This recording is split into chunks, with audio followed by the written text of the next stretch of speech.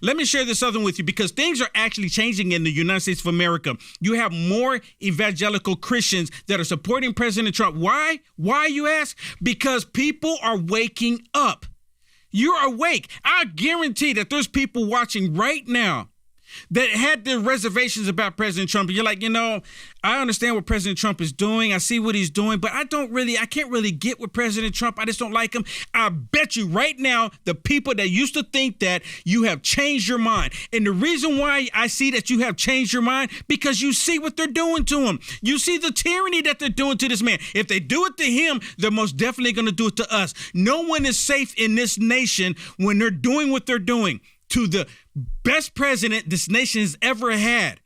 Listen to this one. This was on MSSCD. They are furious. They don't know how to react to all of this. I'm like, oh my goodness, President Trump, he's doing such a great thing. They're going to try to take him out. Hear me now. Believe me later on. President Trump needs to increase his security detail.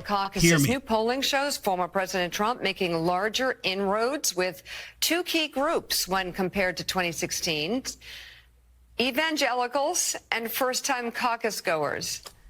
NBC News national political correspondent Steve Kornacki is with us from the big board. Steve, what are the latest polls showing us about Trump's gain with these two groups?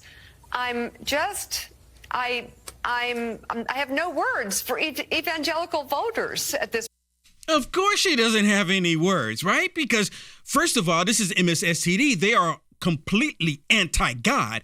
They hate everything about God. They get on here and they tout, well, these evangelical Christians. I bet you they're going to use this and say, you know what? They did this to us. Because, in the Bible, it tells us there's going to come a time that you're going to be persecuted for Jesus' name. And they're going to say that you did this to us. You did this to us. They're already saying it. Hillary Rodham Clinton, I mentioned this before in 2016, Hillary Rodham Clinton said that Christians need to be put in prison camps until they be reprogrammed and then let back into society, because she said that Christians are the major problem. But listen to this. I'm surprised they're even actually putting this information out there, because all their voters are watching this. Watch this. Point. It's just in terms of the numbers on this, I'll show you here in a second. It is a dramatic, pick your adjective, dramatic turnaround, I'll say, since 2016 in terms of where Trump stands with evangelicals. We've seen this nationally, and I think it's the biggest story in Iowa. Just as a refresher, 8 years ago, Iowa caucuses, first time in the 2016, first contest of the 2016 process. Remember, Trump lost Iowa. He came in second to Ted Cruz. He barely held off Marco Rubio for third place. Remember, there were a couple days there after Iowa in 2016. People were saying, hey, maybe this Trump thing will all fall apart. He ended up winning New Hampshire, turning it around. But the overriding reason that Donald Trump lost Iowa in 2016 is right here. This is the exit poll from the caucuses. This is the evangelical vote. About 64% of the Iowa Republican electorate in 2016 was evangelical. And look, Ted Cruz won it. He won it by double digits, 34-22 over Donald Trump. So Cruz with a double-digit win among evangelicals. There was a lot of resistance, a lot of skepticism. Trump had some support with evangelicals, but Cruz was the candidate of the evangelicals in Iowa in 2016, and he won the state. So that was 2016. Our most recent NBC News Des Moines Register poll out of Iowa.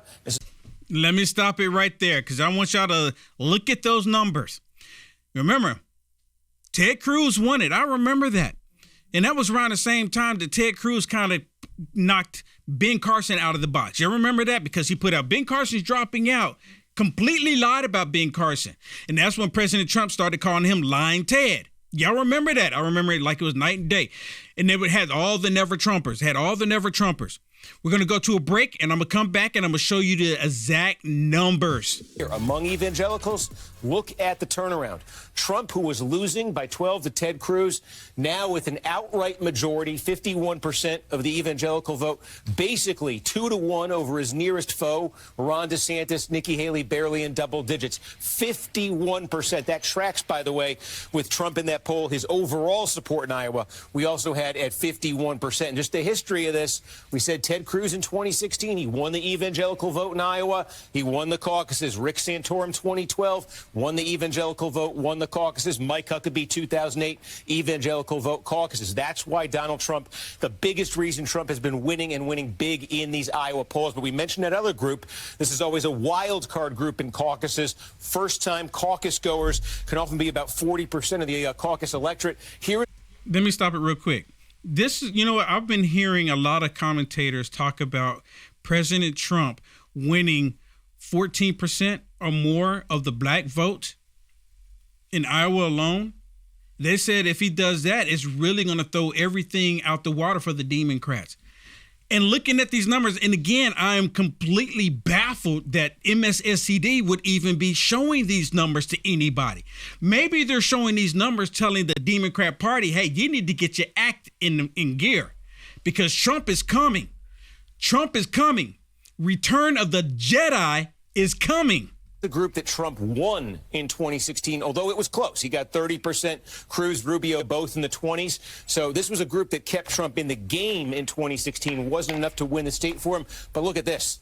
When you look now in our poll at first-time caucus goers, Trump with a 51-point advantage over his nearest foe here, Ron DeSantis. So he's had those two groups not just change in terms of one going for him that wasn't before. They have both exploded in terms of him now just winning outright majorities, massive landslides with both groups. It's why he's been so consistently ahead in Iowa. And it does set up, obviously, we are 6 days away from the caucuses themselves. Before that, I will say, we will have one final NBC News Des Moines Register poll before the caucuses. It's the one the whole political world is usually waiting on. Ann Selzer, the great pollster, takes it, and we'll see if either of these groups, if there's any sign of late movement in either of those groups, because that's what it would take for any of these candidates to stop Trump or to make this close. Wow. NBC, Steve Kornacki, thank you. You like the content Will Johnson is producing? To stay informed and up to date with the current events, go ahead and hit the thumbs up and subscribe to see more videos like this one. Also, to find Will Johnson, visit www.uaf.media.